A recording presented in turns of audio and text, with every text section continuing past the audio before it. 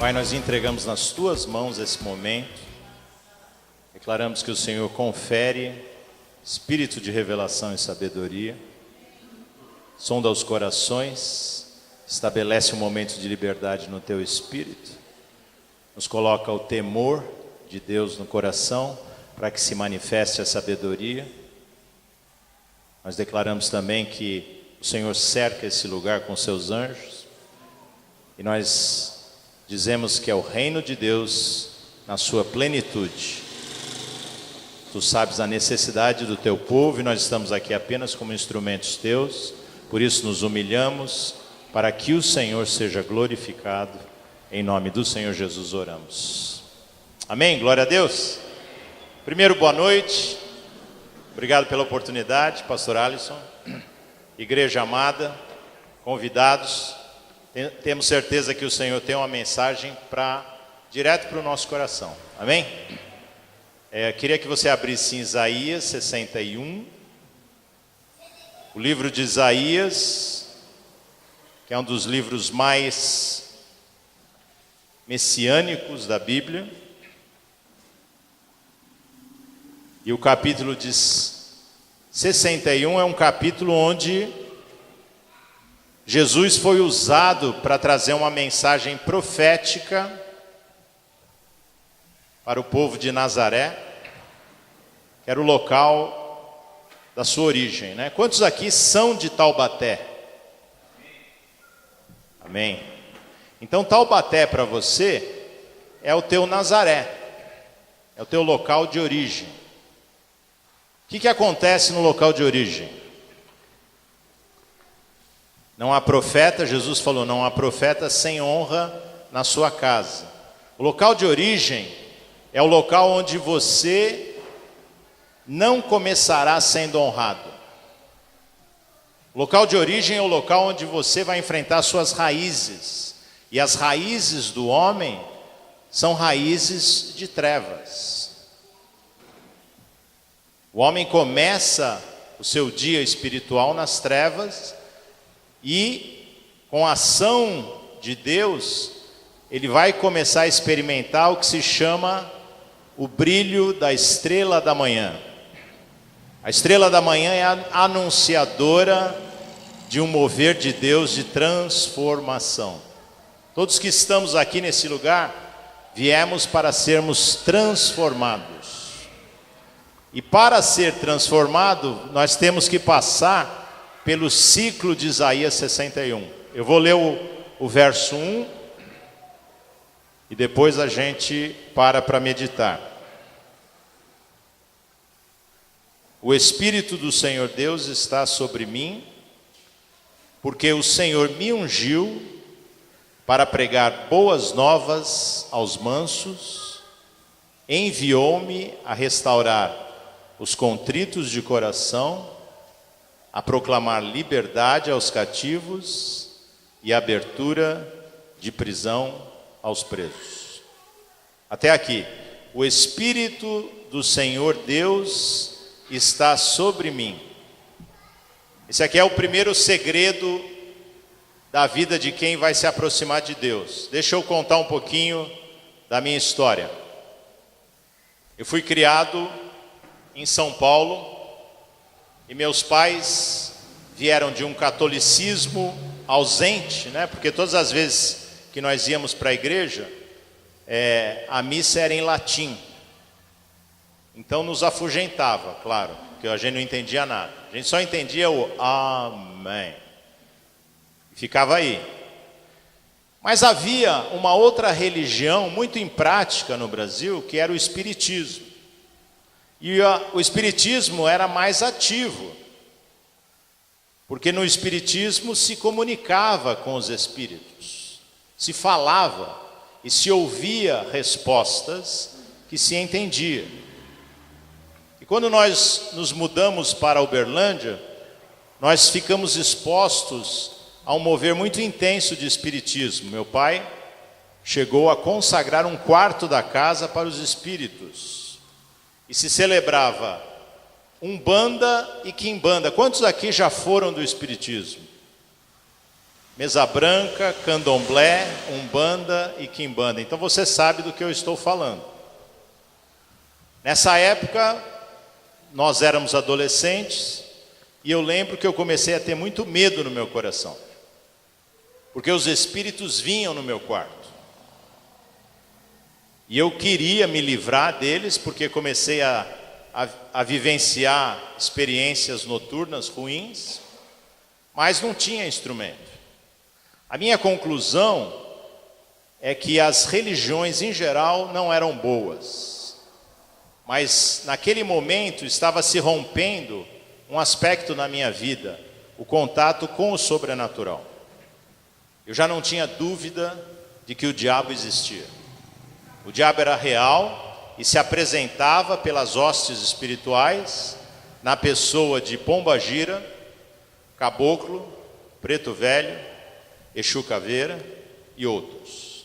Então, eu não tinha dúvida que aquilo era real. E por não me trazer nenhum tipo de paz, eu procurei me afastar.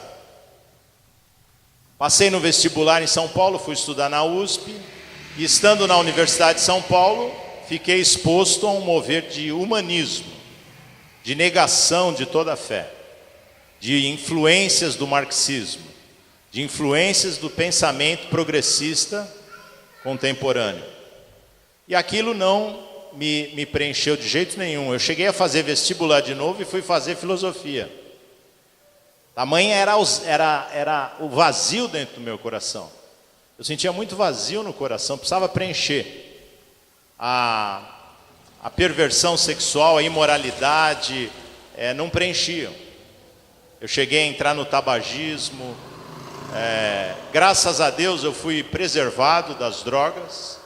Tive muitas oportunidades e muitos momentos, mas perdido no mundo. O Senhor Deus me amou desde a formação do mundo. Então você sabe do que eu estou falando. Quantos aqui conseguem ver a diferença do antes e do depois de Cristo? Amém? Então aqui estamos falando de uma geração que faz parte deste avivamento. Porque eu sou da geração do avivamento. Nós vivemos nos anos 80, 90, um mover de avivamento.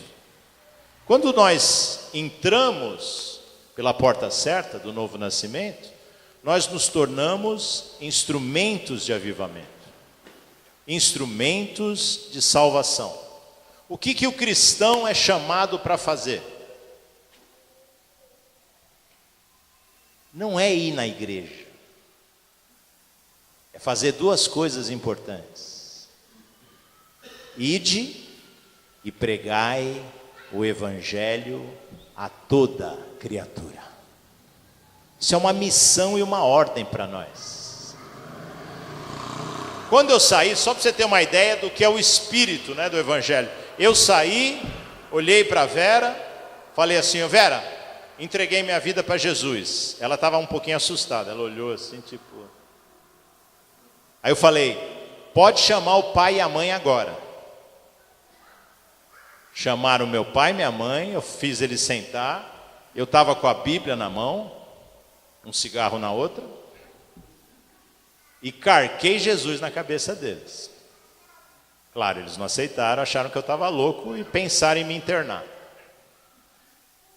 Mas na sequência, porque eu tinha pegada, meu pai foi o primeiro a chegar para mim e falar assim: olha, eu não sei o que está acontecendo com você, mas você não é louco e você não é um idiota.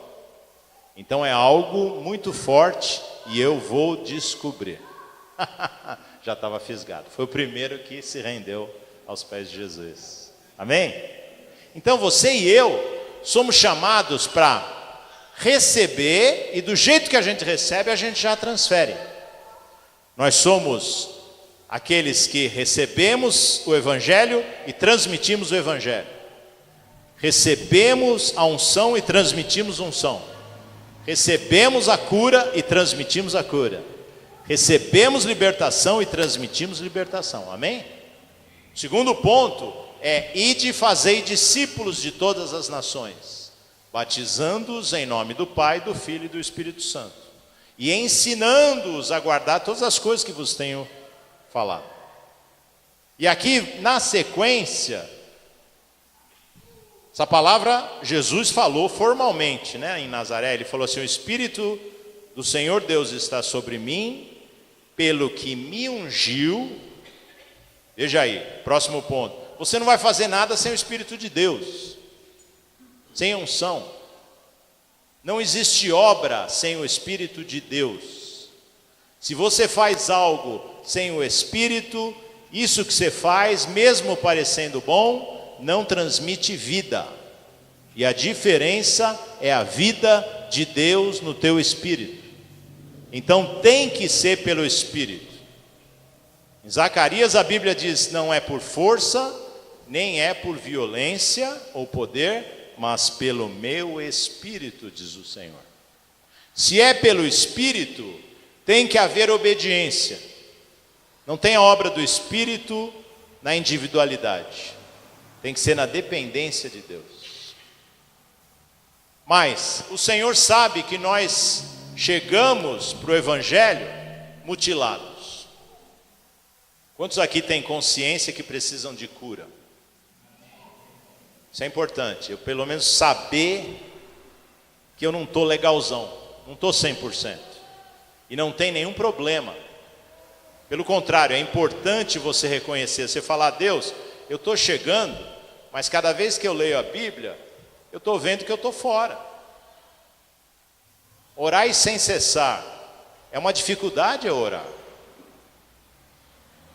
Suportai-vos uns aos outros em amor. Eu tenho vontade de bater no meu irmão. Eu não aguento. Então tem algo, eu sinto medo.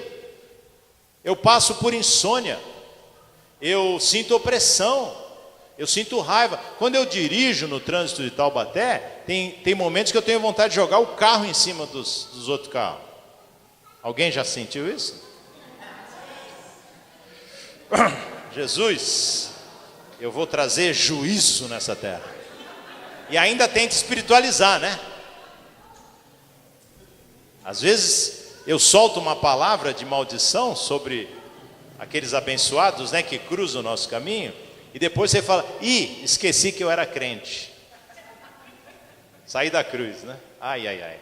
Então, tudo isso vai ser desenvolvido na tua vida e na minha vida.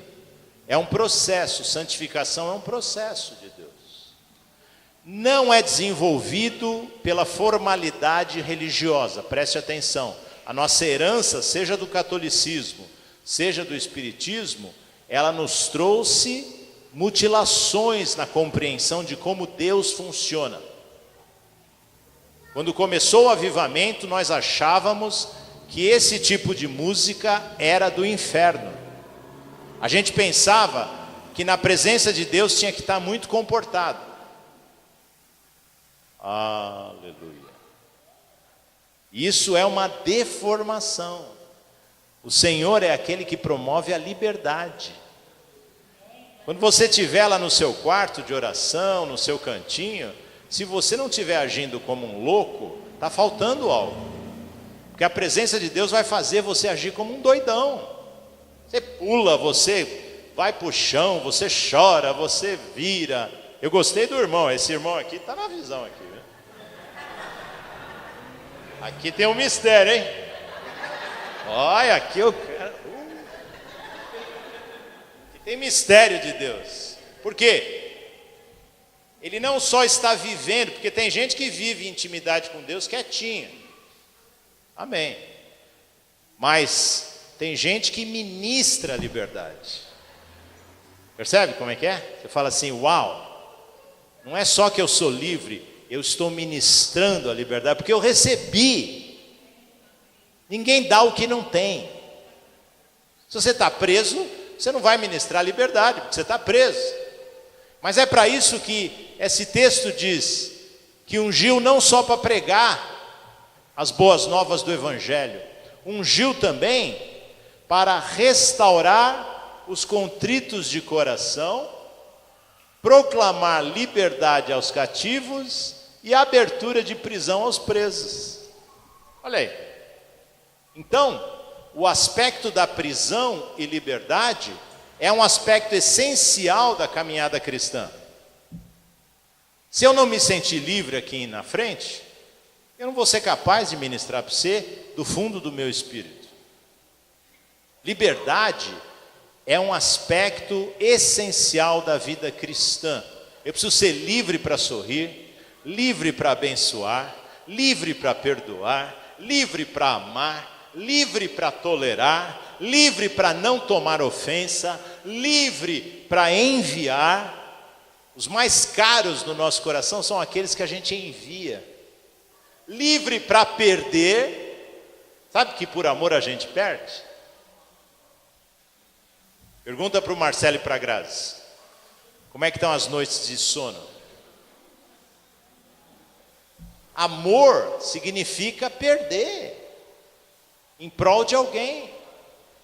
Você perde a sua liberdade, você perde o seu tempinho de descanso, você fica mais atarefado, você cuida da proteção, cuida dos aspectos dos quais a pessoa amada às vezes nem tem consciência.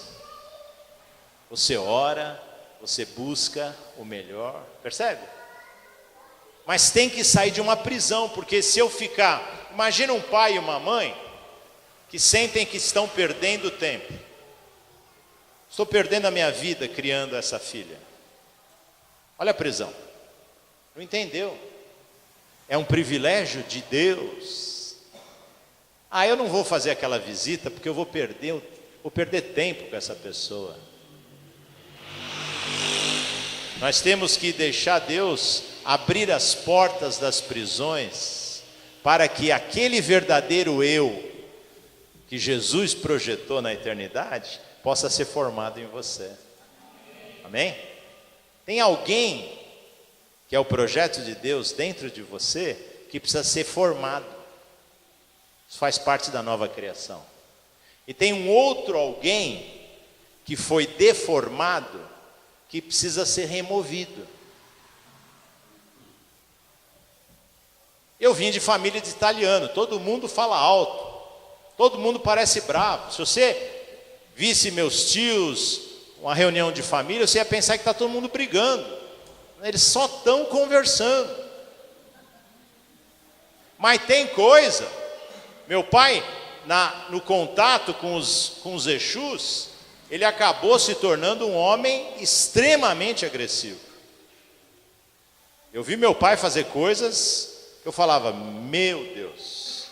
Mas como eu o amava muito fortemente, eu era muito ligado a ele, essas coisas eu via com muito respeito. E até queria ser igual a ele. Eu tinha uma identidade. Sabe qual era o problema do meu pai? Bastardia.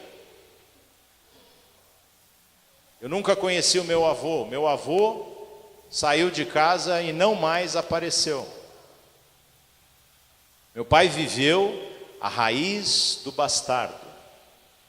Bastardia afeta até a 10ª geração de uma genealogia.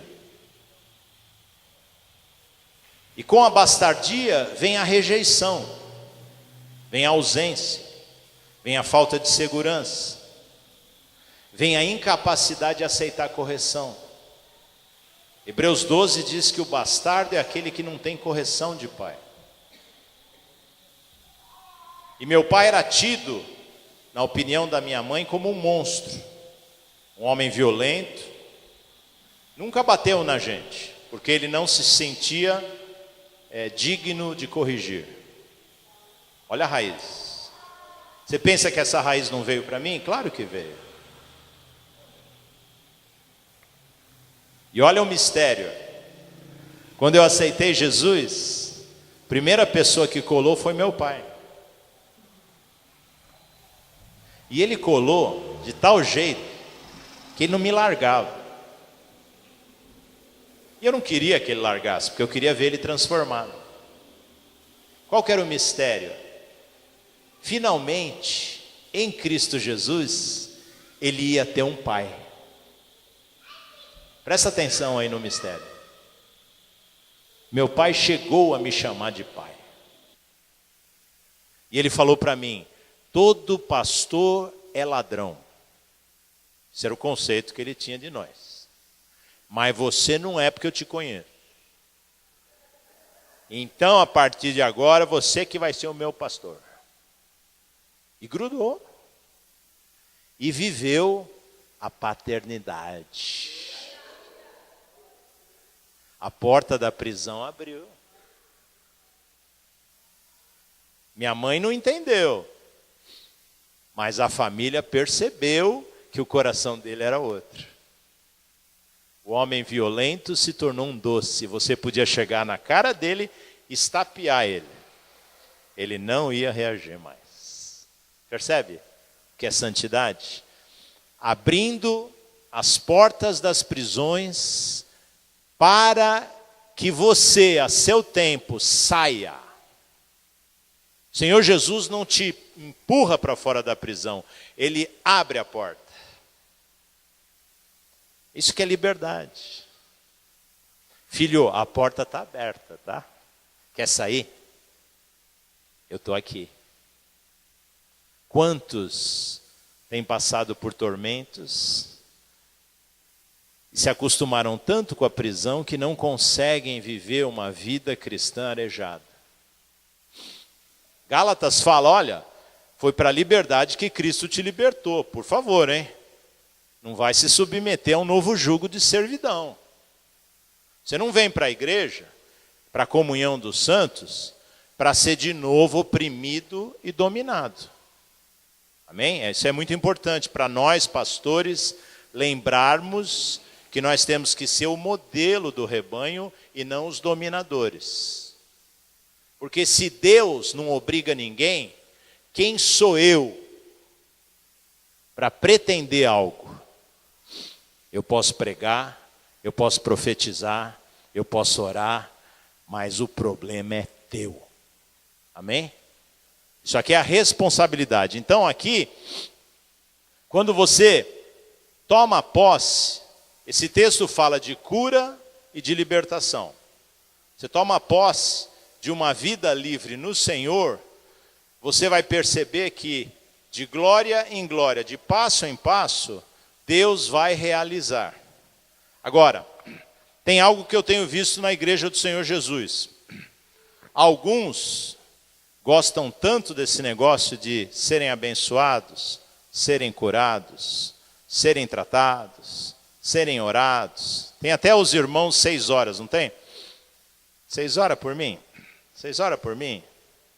Que se esquecem que a verdadeira restauração está no dar mais do que receber. E eu estou aqui para trazer esse alerta para você. Você chega, você começa a ser tratado, você se alegra, mas você tem que entender que tem um tempo de infância, um tempo de receber, mas depois você tem que ser enviado e tem que começar a dar. Mais bem-aventurado, disse Paulo, em Atos 20, é dar do que receber. Então, no momento em que eu comecei a fazer um estudo bíblico, eu olhei para a pessoa que estava ensinando, eu falei, eu quero ser que nem ela. Eu quero fazer o que ela está fazendo. Ô mulher abençoada. Para quem não conhece, Márcia Veiga de Carvalho, tem na internet, você vai lá e ouve os áudios. Vou tomar liberdade, pastor. Márcia Veiga de Carvalho, anota aí no seu celular. E você vai fazer o panorama e você vai começar a entender o que é dom. Dom de Deus. Alguém fazendo algo na plenitude do Espírito que traz fruto para a nossa vida. Mas eu pensei, eu quero fazer isso aí. Fui para ela e falei assim, ô Márcia, eu quero fazer o que você faz. Ela olhou para cima e ela falou assim, glórias a Deus, você é resultado de oração. Tenho orado por uma pessoa como você. Vem na minha casa, nós fomos eu e a Vera, ela deu todo o material e nos enviou. E ela ainda falava assim, olha, o rio não abre se você não botar o pé, tá? O Rio Jordão só vai abrir se você botar o pé. Vai fundo, irmão. Amém? A gente fica esperando muito tempo, né, para ser perfeito. E Deus quer começar a te usar agora. Quantos creem que Deus quer te usar? Percebe? É uma atitude. Eu sou servo do Deus Altíssimo. Jesus, o que é para eu fazer? Para que eu fui chamado? Agora presta atenção. Nas áreas que eu sou fraco, são as áreas que Deus é forte em mim. Opa, vamos ver isso na Bíblia? 2 Coríntios 4. Vamos para o Novo Testamento.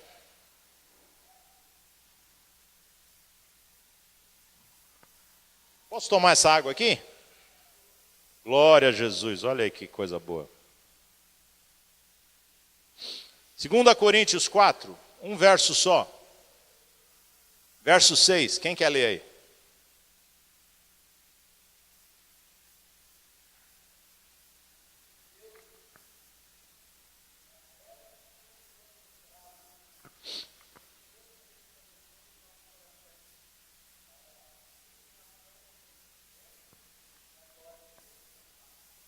Aleluia. Das trevas é que vai brilhar a luz. Outro texto diz: aonde abundou o pecado, superabundou a graça. Romanos, não é isso? Então, o que Deus quer, presta atenção, qual que é o estilo de Jesus? Aonde foi que você foi pisado? Aonde foi que você foi humilhado? Aonde foi que você foi escravizado? Aonde foi que as pessoas olharam e falaram, não é? Deus vai falar assim, é aí que eu vou fazer. Quer saber mistério de Deus? É aí. Não, esse não tem jeito.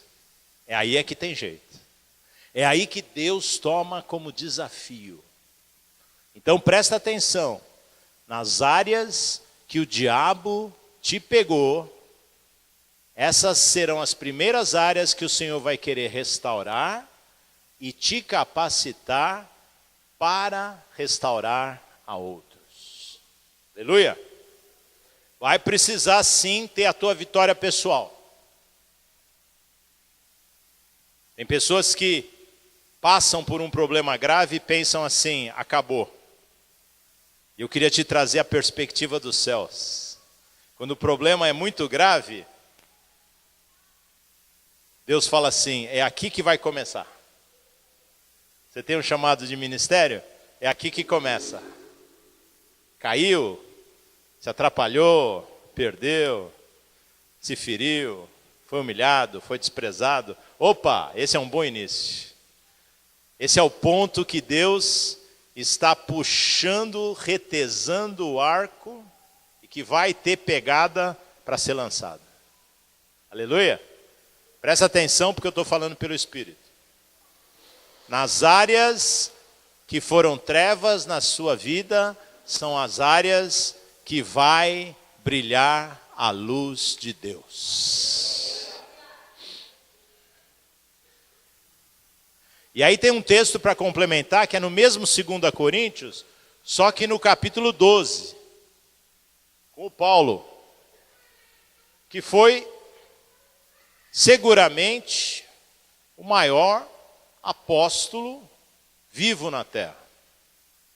Um homem que realmente, sozinho, parece que ele recebeu muito de Deus para ser o que foi. E eu creio que ele é uma boa referência para nós. Esse homem, Paulo, ele era um fariseuzão bem treinado. Sabe quando você pega um muçulmano? Alguém aqui já foi muçulmano, não? Cara bem treinado, cara preparado. Ele era um fariseu treinado, que tinha certeza que o cristianismo era uma heresia e que cristão tinha mais é que morrer. Ele era uma referência na sua geração. E parece que o treinador dele, o mestre dele, era um homem de sabedoria. Porque se vê pelo menos uma vez na Bíblia sendo usado para dar uma instrução para os outros fariseus e saduceus.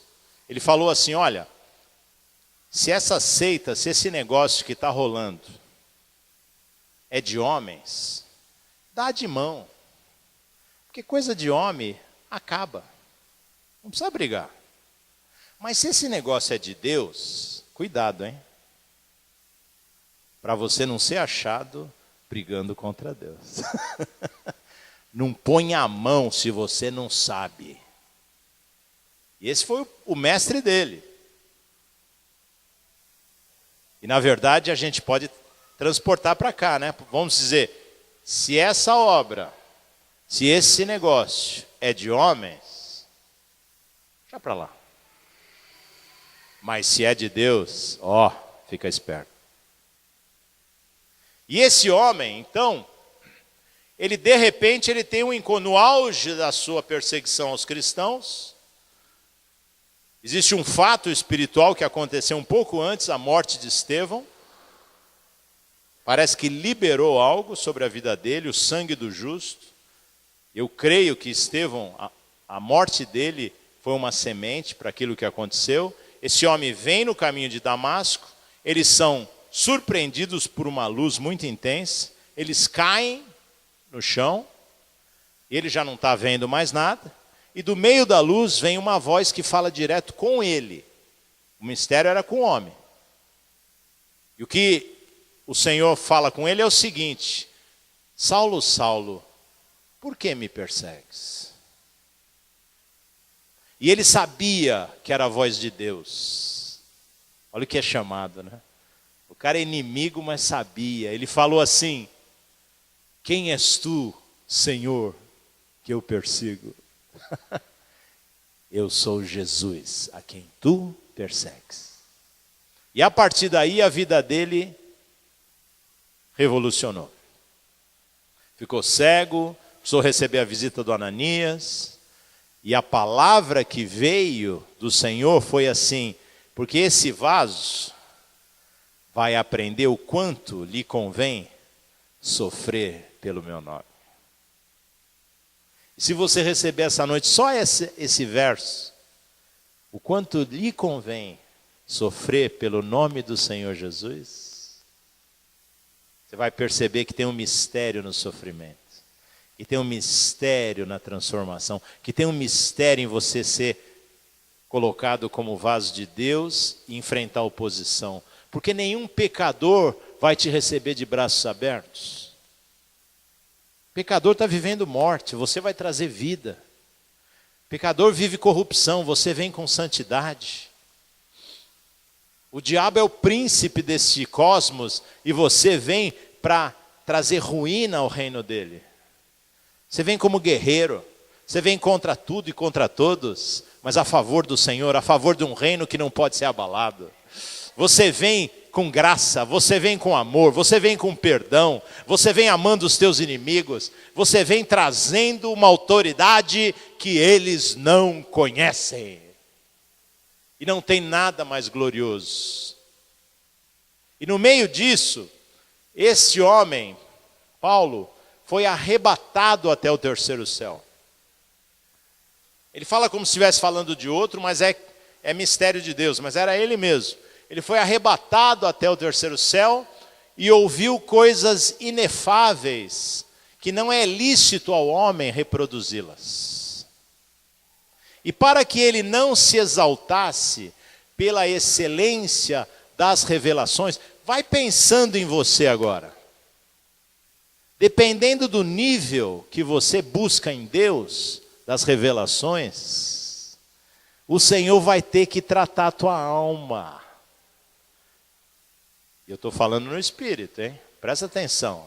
O Senhor vai ter que tratar a tua alma, vai ter que te espremer, vai ter que te levar para o teu Getsemane, o lugar onde a prensa vai espremendo e aí o azeite é formado, o óleo de Deus é formado. Ele fala: para que eu não me exaltasse pela excelência das revelações, me foi dado um espinho na carne. Ele classifica como um mensageiro de Satanás. Ao esbofetear dia e noite. Algo do qual ele falou: eu orei ao Senhor 3 vezes para que ele retirasse de mim. Alguns entendem que foi uma enfermidade física, outros entendem que foram os irmãos abençoados que ficavam do lado dele o tempo todo resistindo. Eu não sei o que era o mistério. O que eu sei é o seguinte, não era gostoso, não era prazeroso. Parecia infernal e tinha a mão do diabo autorizada por Deus. Mas havia um propósito. Para que eu não me exaltasse. Ao qual orei 3 vezes, quer dizer, fiz o ciclo completo de oração ao Senhor e a resposta de Deus foi: a minha graça te basta, porque o meu poder se aperfeiçoa na tua fraqueza. Olha aí, ó, das trevas brilhará a luz. Se a gente estiver no bem bom, gente, sabe aquele negócio da teologia da prosperidade? Crente só tem que ter bens. 2 Coríntios 12, 2 Coríntios 4 já destrói essa teologia. Porque tem irmão e irmã que vem na igreja para receber uma bênção. Essa é a relação do paganismo. Eu cultuo a um Deus e ele me favorece. É quase que uma corrupção religiosa. Eu vou na igreja, dou meu dízimo. É bom que esse pastor me trate bem, porque eu estou dando dízimo legal. E eu quero ser bem tratado, porque eu sou um bom cliente da igreja. Ai, pastor, para. Essa distorção, ela é mais comum do que você imagina. Chega ainda com o dedo em riste, a mão na cintura e fala assim: pastor, a igreja não está oferecendo uma escola bíblica boa para os meus filhos. Eu vou sair dessa igreja. Já ouviu isso? Porque está na postura de ser servido e não de servir. Quer reivindicar, quer reclamar, mas não quer pagar preço. Não se apresenta para serviço, não se apresenta para oração. Tem igreja com 5.000 membros, você vai na reunião de oração, tem 2 ou 3. Porque todo mundo é cliente. Eu estou pagando para ter um lugar para vir no domingo. E se eu sair dessa igreja, a igreja vai ficar abalada.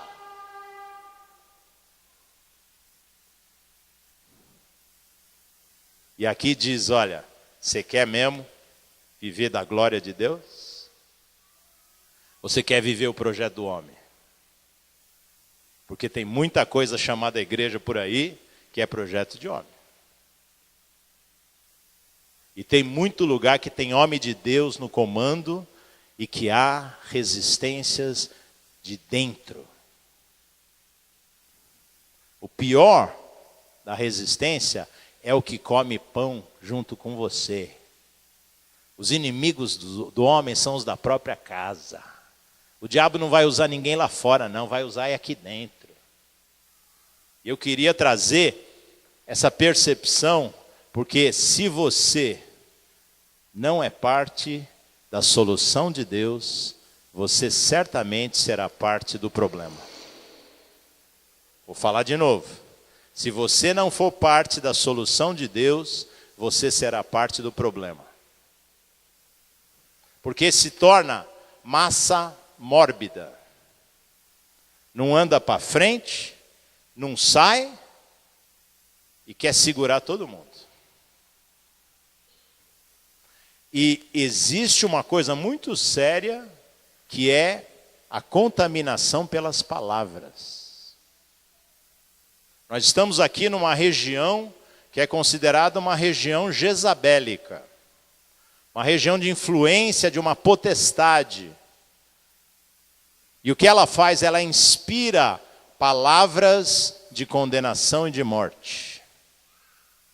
Jezabel trabalha para capturar mentes e corações. Sabe como é que ela faz? Ela traz culpa. pessoa debaixo da ação desse espírito, ela vai cometer algum pecado, ou vai dar um deslize, e vai vir sobre essa pessoa um peso de culpa. E através do peso de culpa, essa pessoa vai se sentir desqualificada. E quando você se sentiu desqualificado, você vai para a oposição, você sai da situação. Porque quando eu sou parte, eu estou qualificado, eu sou aceito, eu estou dentro, eu estou junto, eu estou comendo pão junto, eu estou colocando as pedras juntos. Mas quando eu me desqualifiquei, eu dou um passinho para trás e eu começo a jogar contra. Aí vem medo, aí vem amargura de coração, e daí vem toda a contaminação. E nós temos como igreja que vigiar as ações do inimigo. Nós não desconhecemos as suas ciladas, as suas astúcias, mas nós expomos o diabo. A exposição ao diabo requer coragem. Não dá para ocupar o púlpito e falar qualquer coisa. Tem que falar o que o Senhor quer que seja falado. Porque o que vai ser oferecido nesse lugar é cura profunda. Anota aí no seu caderninho. Deus tem um mistério nesse lugar, pastor. Deus tem um mistério nesse lugar. Mas é profundo. Quem quiser ficar no rasinho, quem quiser ficar escamoteado, faz de conta que eu sou crente, vai passar por estreito. A unção profunda de cura leva as pessoas a uma profunda confrontação. E o Espírito de Deus é o Espírito da verdade. Ele traz à luz as coisas mesmo.